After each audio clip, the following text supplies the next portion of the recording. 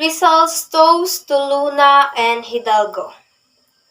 In rising to speak, I have no fear that you will listen to me with superciliousness.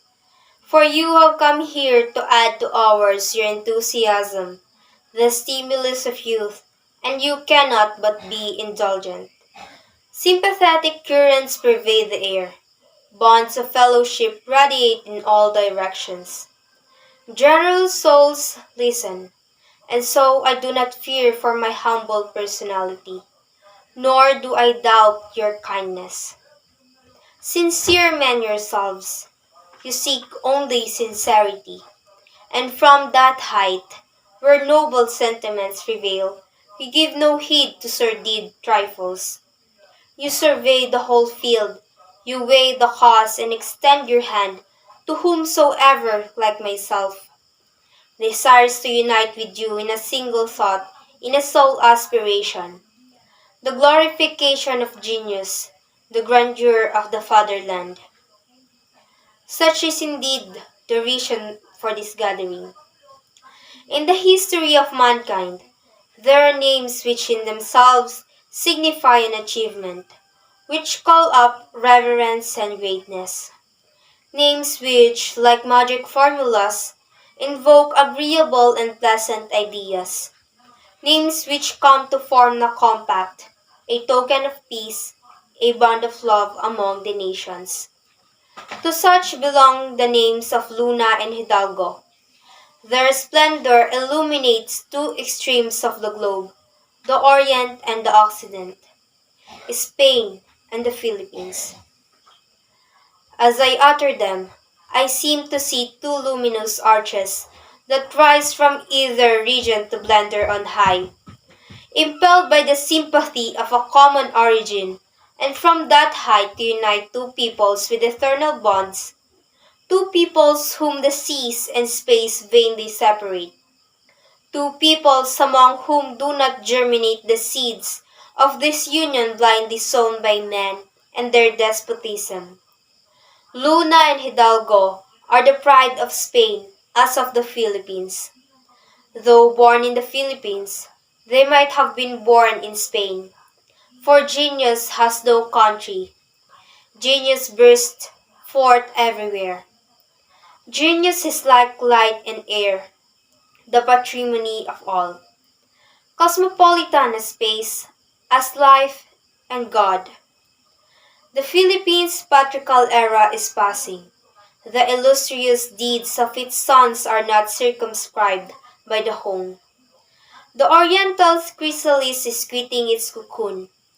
The dawn of a broader day is heralded for those regions in brilliant tints and rosy dawn hues. And that race, lethargic during the night of history, while the sun was illuminating other continents, begins to wake, urged by the electric shock produced by contact with the Occidental peoples, and begs for light, life, and the civilization that once might have been its heritage, thus conforming to the eternal laws of constant evolution, of transformation, of recurring phenomena, of progress. This you know well and you glory in it. To you is due the beauty of the gems that circle the Philippines' crown. She supplied the stones, Europe the polish. We all contemplate proudly. You, your work, we, the inspiration, the encouragement, the materials furnished. Luna and Hidalgo belong to you as much as to us. You love them. You see in them noble hopes, valuable examples. The Filipino youth of Europe always enthusiastic, and some other persons whose hearts remain ever young through the disinterestedness and enthusiasm that characterize their actions. Tender Luna a crown, a humble tribute, small indeed compared to our enthusiasm, but the most spontaneous and freest of all the tributes. yet paid to him. But the Philippines' gratitude towards her illustrious sons was yet unsatisfied, and desiring to give free rein to the thoughts that seethe her mind, to the feelings that overflow her heart, and to the words that escape from her lips.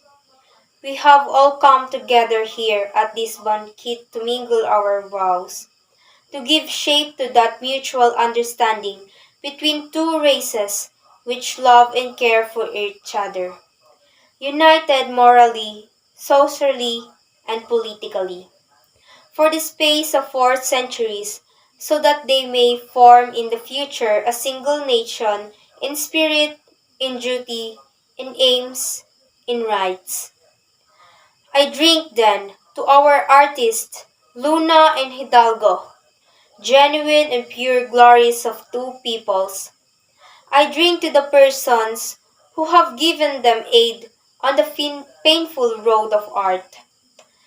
I drink that the Filipino youth, sacred hope of my fatherland, may imitate such valuable examples, and that the mother Spain, solicitous and heedful of the welfare of her provinces, may quickly put into practice the reforms she has long planned. The furrow is laid out, and the land is not sterile.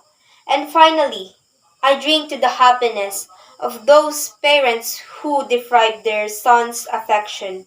From those distant regions, follow them with moist gaze and throbbing hearts, across the seas and distance, sacrificing on the altar of the common good the sweet consolations that are so scarce in the decline of life, precious and solitary flowers that spring up on the borders of the tomb. Rizal's toast to Luna and Hidalgo.